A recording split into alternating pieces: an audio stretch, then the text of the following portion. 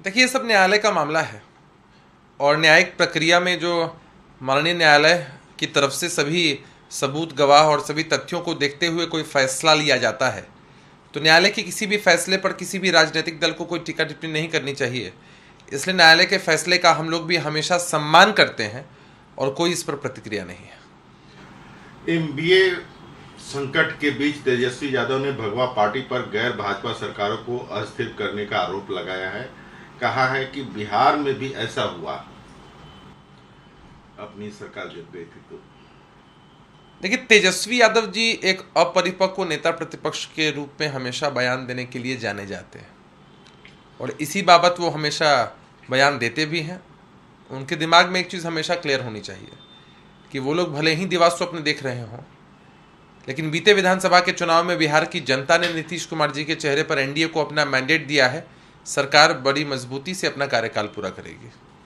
उद्धव ठाकरे के सत्ता संभालने के दिन से ही बीजेपी उद्धव ठाकरे को हटाने की कोशिश कर रही है। कांग्रेस नेता AR चौधरी ने यह बात कही है। उन्होंने कहा कि एनडीए सरकार धीरे धीरे आम लोगों का विश्वास अर्जित कर रही है, लेकिन इसे भाजपा पचा नहीं पा रही है।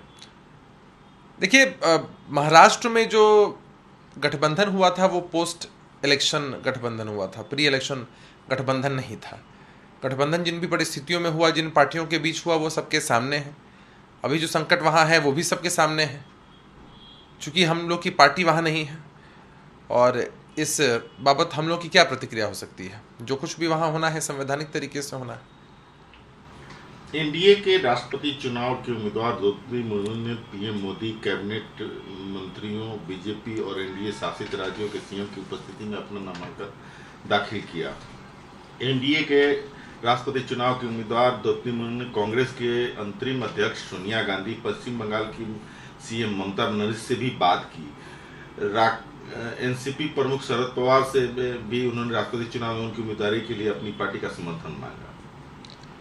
देखिए, बहुत स्वागत योग्य फैसला है और इस पूरे मसले पर तो हमारी पार्टी के सर्वमान्य नेता आदरणीय नीतीश कुमार जी ने, हमारी पार्टी के राष्ट्रीय अध्यक्ष माननीय ललन सिंह जी ने पहले ही कहा है कि महिला सशक्तिकरण के पक्ष में तो हमेशा से हमारी पार्टी, हमारे नेता रहे हैं और शेड्यूल्ड ट्राइब से आने वाली एक अत्यंत साधारण परिवार से आने वाली माननीय द्रौपदी मुर्मू जी को उम्मीदवार बनाकर एनडीए की तरफ से यह बेहद सही फैसला हुआ है और कैंडिडेट का चयन इतना अच्छा है कि हमें लगता है कि जिस तरह से वो समर्थन सभी पार्टियों से मांग रही है, उन्हें समर्थन मिल भी रहा है। आने वाले समय में सभी पार्टियों को एक स्वर से समर्थन करना चाहिए ताकि उनकी जीत का अंतर और बढ़ सके। उनकी जीत सुनिश्चित है और लोकतंत्र की एक खूबसूरत सी तस्वीर देखिए उनके नामांकन में भी। आने वाले समय में हम सभी लोग आशान्वित हैं कि देश को उनके रूप में एक सुयोग्य राष्ट्रपति मिलेगा।